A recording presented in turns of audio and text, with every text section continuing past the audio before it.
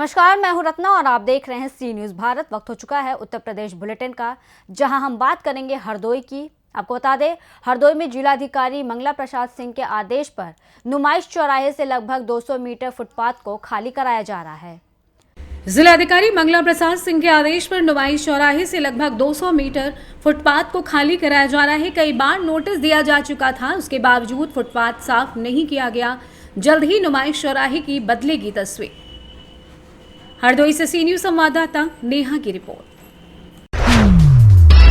आगे हम बात करेंगे हाथरस की, जहां बता दें हाथरस में गांव किसान यूनियन के राष्ट्रीय अध्यक्ष और मुख्य संरक्षक भारतीय किसान यूनियन चौधरी चरण सिंह चौधरी केपी सिंह ठैनुआ ने महामहिम उपराष्ट्रपति किसान पुत्र जगदीप धनखड़ के खिलाफ अविश्वास प्रस्ताव पल में अपनी घोर नाराजगी व्यक्त की है।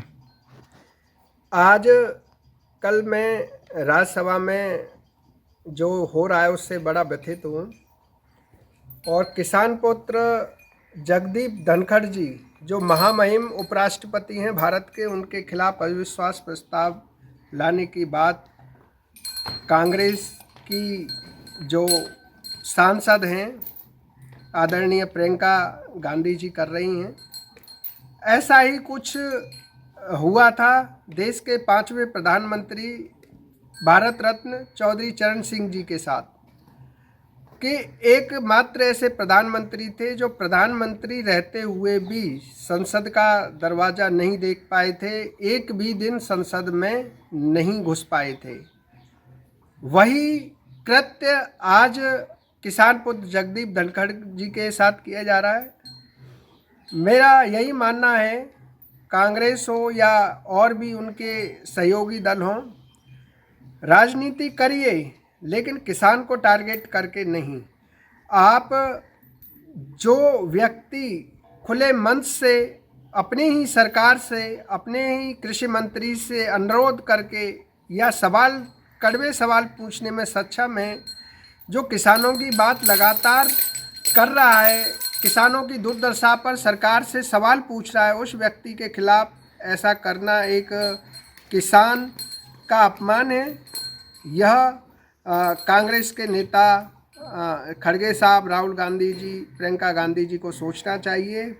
जो पुराना उनका संस्कृति और कल्चर रहा है वह गलत है, क्योंकि देश के 5वें प्रधानमंत्री जी के भी साथ ऐसा ही कांग्रेस द्वारा किया गया था, जो आज महामहिम उपराष्ट्रपति किसान पुत्र श्री जगदीप धनखड़ जी के साथ किया जा रहा है।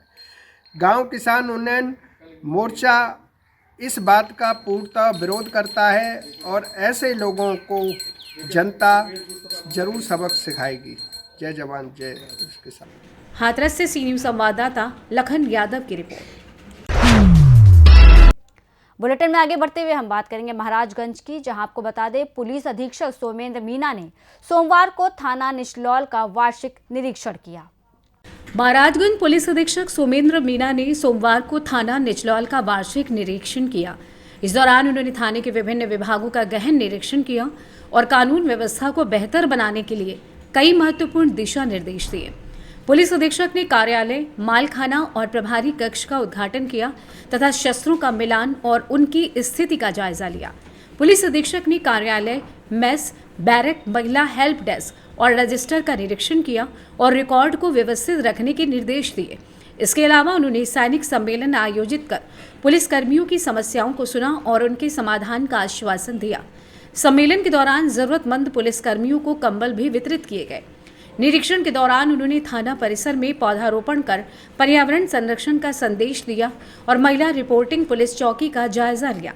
इस अवसर पर उन्होंने महिला सुरक्षा के प्रति संवेदनशीलता बढ़ाने और पीड़ितों की समस्याओं को त्वरित हल करने के निर्देश दिए। थाना परिसर के भ्रमण के दौरान पुलिस अधीक्षक ने पुलिसकर्मियों की कार्यशैली की सराहना की और कानून व्यवस्था को प्रभावी बनाने पर जोर दिया। उनका ये दौरा न केवल प्रेरणादायक रहा, बल्कि पुलिस कर्मियों के लिए एक महत्वपूर्ण मार्गदर्शन भी साबित हुआ। इतना ही नहीं, पुलिस थाने के निरीक्षण के दौरान काफी खुश हुए और पुरस्कृत करने की बात भी कही। मीडिया बंधुओं से बात की और घटनाओं का अनावरण त्वरित होने की बातें कह पुलिस की पीठ थपथपाई। इतना ही नहीं, पत्रकारों के सवालों के जवाब भी दिए और किसी भी प्रकार की शिकायत मिलने पर कार्रवाई की बात कहते हुए कहा, यदि कोई ठोस साक्ष्य या शिकायत मिलती है तो जिम्मेदारों के विरुद्ध त्वरित कार्रवाई भी की जाएगी।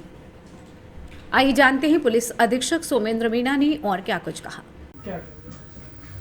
आज थाना निचलौल का वार्षिक निरीक्षण था, जिसमें सभी रजिस्टर इनको चेक किया गया है। खाने के हवालात का और मैस का निरीक्षण किया गया है। सभी जगह पर साफ सफाई और सभी दस्तावेज कुछ अपडेट नहीं थे, तो उसके लिए निर्देशित किया है कि उनको शीघ्र अद्यतन कर लें। और कुछ अपडेटेड मिले हैं। रख रखाव अच्छा था रजिस्टर्स का, लेकिन प्रविष्टि पूर्ण नहीं थी, उनके लिए निर्देशित किया है शीघ्र उसको पूर्ण कर लें। इसके अतिरिक्त सैनिक सम्मेलन का भी आयोजन किया गया। सभी से उनकी समस्याओं की जानकारी ली गई, जिनके द्वारा अपनी समस्याओं से अवगत कराया गया है, उनका शीघ्र निदान किया जाएगा। और समूचे थाना परिसर का भ्रमण किया गया। इस दौरान जो भी कमियां थी उस संबंध में थाना प्रभारी को निर्देशित किया गया है। इसके अतिरिक्त प्रोत्साहन स्वरूप, क्योंकि थाना परिसर का भ्रमण करने पर ये बिल्कुल स्पष्ट दिखाई दे रहा है कि यहाँ बहुत मेहनत हुई है साफ़ सफाई पर, तो इनको मेरी ओर से उचित इनाम भी दिया जाएगा। सर, इससे पहले भी आप कई बार निरीक्षण में आया, लेकिन इस तरह की व्यवस्था नहीं थी जिस तरह की इस बार व्यवस्था थी। ये वार्षिक निरीक्षण है। पहले जो निरीक्षण होते थे वो औचक निरीक्षण थे, और इसकी पूर्व सूचना दी जाती है, तो पूर्व से तैयारियां भी की जाती है। औचक निरीक्षण के समय जो कमियां दिखाई देती हैं उसको लगातार वो सुधारते रहते हैं, तो इस वजह से इस बार। महाराजगंज से सी न्यूज संवाददाता अरुणेश कुमार गुप्ता की रिपोर्ट। जनपद मैनपुरी के विकासखंड क्षेत्र बरनहाल के गांव में स्थित गौशाला की स्थितियां बेहद खराब है, जहां पर स्थित गौशाला की दुर्दशा का वीडियो सामने आया है। जनपद मैनपुरी के विकासखंड क्षेत्र बरनाहल के गांव में स्थित गौशाला की स्थिति बेहद खराब हो चुकी है, जहां पर स्थित गौशाला की दुर्दशा का एक वीडियो सामने आया है, जिसमें साफ दिखाई दे रहा है कि गौशाला में मौजूद गौवंशों के हाल बेहाल हैं। कई गौवंश इलाज के अभाव में जमीन पर तड़प रहे हैं और उनकी कोई सुध लेने वाला नहीं है। सरकार गौशालाओं को लेकर तमाम रुपए खर्च करने का दावा कर रही है, तो वहीं उनके ही नुमाइंदे सरकार के दावों पर पलीता लगाने का काम कर रहे हैं। गांव से जो गौशाला का वीडियो आया उसमें कुत्ते मृत पड़े गौवंशों के शरीर को नोच नोच कर खा रहे हैं और गौशाला के आसपास मरे हुए पड़े गौवंशों की बदबू से हाल बेहाल है। अधिकारियों ने मामले को संज्ञान में लेकर कार्रवाई की बात कही है। मामला बरनाहल विकासखंड के गांव भवानीपुर स्थित गौशाला से जुड़ा हुआ बताया जा रहा है।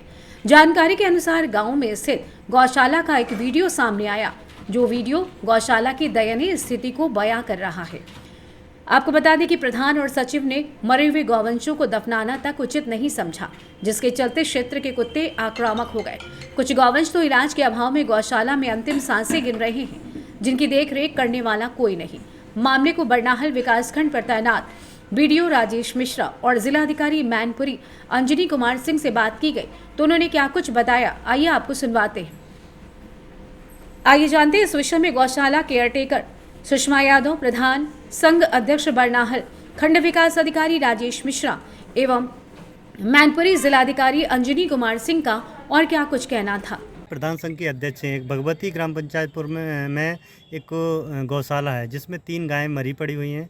कुछ गायों को कुत्ते खा रहे हैं। इसको किस तरीके से देख रहे हैं और क्या कहना चाहेंगे आप? मैं प्रधान संघ की अध्यक्ष डॉक्टर सुषमा यादव बरनाहल ब्लॉक से। गौशाला में गायें मरी पड़ी हैं, ऐसी मेरी तो कोई उचित जानकारी नहीं। मुझे आपके द्वारा जानकारी हुई है कि गायें मरी पड़ी हैं, तो ये निंदनीय कार्य है, ऐसा नहीं होना चाहिए। और अगर ऐसा है तो प्रशासन या शासन जो भी अपना उचित कार्रवाई हो उसके लिए करे। ठीक सर, भगवतीपुर में जो गौशाला है, जिसमें कुछ गायें मरी पड़ी हैं और कुछ गायों को कुत्ते नोच कर खाते हुए दिखाई दिए हैं, तो उसको किस तरीके से देख रहे हैं और क्या कार्रवाई करेंगे? देखो, उसमें आपने जैसे ही उस दिन हमें बताया, मैं उस दिन सुबह भी गया था, लेकिन उस दिन मतलब शनिवार को, आप शायद रविवार को गए हैं, तो मैं कल सुबह वहाँ गया था, तो वहाँ ठीक था माहौल। देखा हमने, कोई भी एक पशु बीमार था जिसका डॉक्टर द्वारा इलाज किया जा रहा, हो सकता है उस दिन कुछ हो, तो उसके लिए हमने सचिव को नोटिस जारी किया है, प्रधान को नोटिस जारी किया है और बहुत ही जल्द उसमें सुधार लाएंगे। आखिर क्या वजह क्या रहती है जो इस तरीके की लापरवाही देख रहे पड़ती है? ऐसा है कि इस समय थोड़ी सर्दी भी पड़ रही है और वो केयर टेकर को वहाँ बराबर रहना चाहिए। अगर कुत्ते घुसते हैं तो उन्हें देखना चाहिए।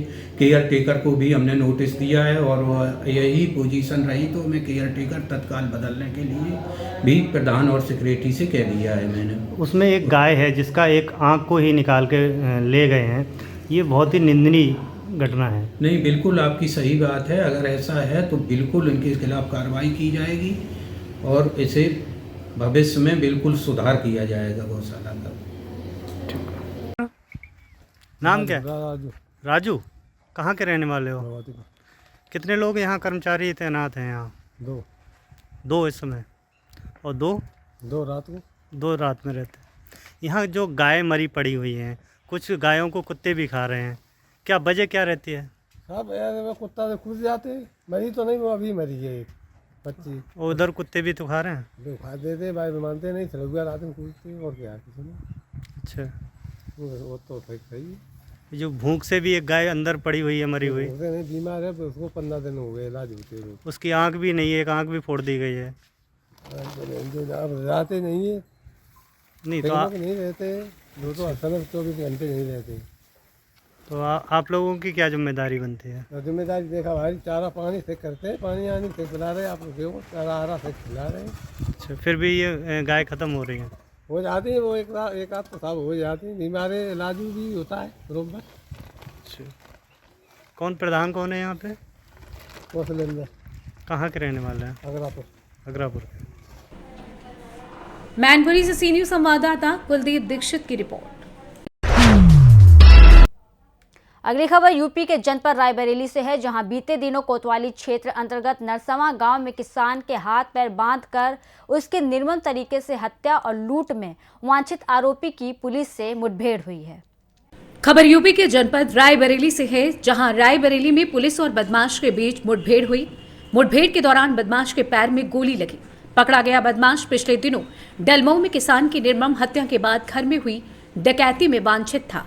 एडिशनल एसपी संजीव कुमार सिन्हा के मुताबिक बचरावा का रहने वाला बदमाश गुरुबख्शगंज के रास्ते लालगंज होते हुए कानपुर भागने की फिराक में था। उसी दौरान बदमाश एसओजी और गुरुबख्शगंज पुलिस के बीच दाऊद नगर रामपुर मोड़ पर मुठभेड़ हो गई। पुलिस से बचने के लिए बदमाश ने देशी तमंचे से पुलिस के ऊपर फायर कर दिया। पुलिस ने खुद को बचाते हुए बदमाश पर आत्मरक्षार्थ गोली चलाई, जो कि उसके पैर में लगी। बदमाश को उपचार के लिए सीएससी में भर्ती कराया गया है। मुठभेड़ में पकड़े गए बदमाश राम बहादुर पर कानपुर और औरैया में लगभग 40 मुकदमे दर्ज हैं। आइए जानते हैं इस पूरे मामले को लेकर और क्या कुछ बताया जिले के अपर पुलिस अधीक्षक संजीव कुमार सिन्हा ने। आज पुलिस को सूचना मिली कि डलमऊ थाना क्षेत्र से इनामिया जो डकैत है राम बहादुर, जो कि बचरावा थाना क्षेत्र का रहने वाला है, उसके लालगंज की ओर जाने की सूचना मिली।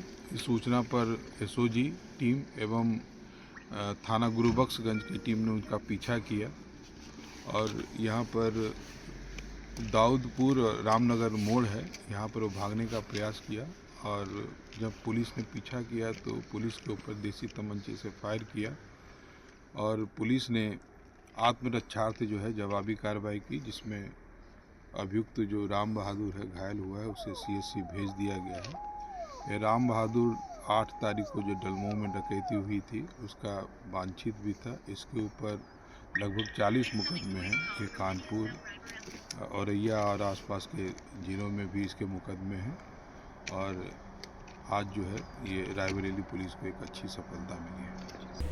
रायबरेली से सी न्यूज़ संवाददाता मृदुलेश त्रिपाठी की रिपोर्ट। फिलहाल इस बुलेटिन में बस इतना ही। देश और दुनिया की तमाम बड़ी खबरों के लिए देखते रहिए सी न्यूज़ भारत।